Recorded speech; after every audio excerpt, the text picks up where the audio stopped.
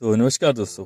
इस समय लहसुन की फसल लगभग हर जगह पर लग चुकी है और लहसुन से अच्छी पैदावार लेने के लिए हमें लहसुन की फसल का अच्छे से ध्यान रखना ज़रूरी होता है। और लहसुन की अच्छी फसल के लिए हमें कब और किस समय कौन सी खाद को डालना चाहिए, कौन से फंगिसाइड और इंसेक्टिसाइड को डालना चाहिए, तो इन चीज़ों का भी हमें विशेष ध्यान रखना होता है।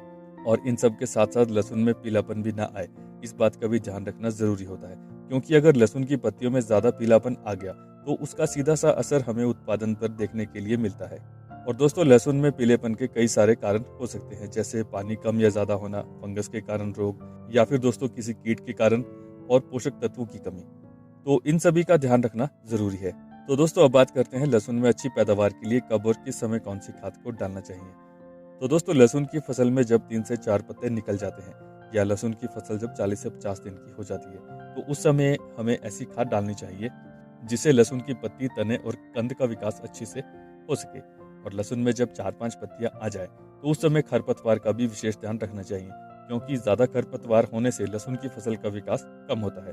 और 40-50 दिन के लहसुन में हमें खाद डालते समय डोज का विशेष ध्यान रखना चाहिए।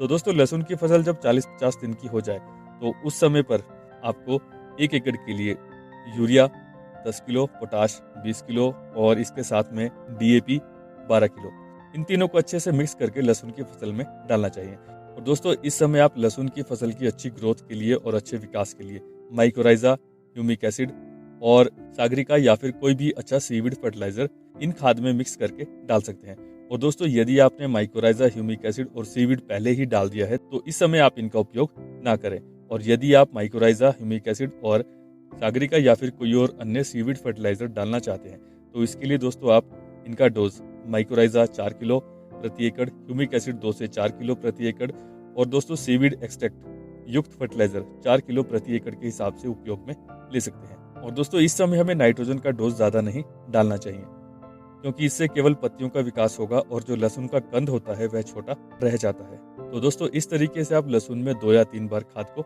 दे सकते हैं और इसके साथ ही डोज का विशेष ध्यान रखें। और दोस्तों, इसके अलावा आप इन खाद को स्प्रे के माध्यम से भी फसलों में डाल सकते हैं। और इसके अलावा दोस्तों, आपको एक और बात का ध्यान रखना जरूरी होता है कि आपको लहसुन की फसल में खाद सिंचाई से पहले डालना है कि सिंचाई के बाद।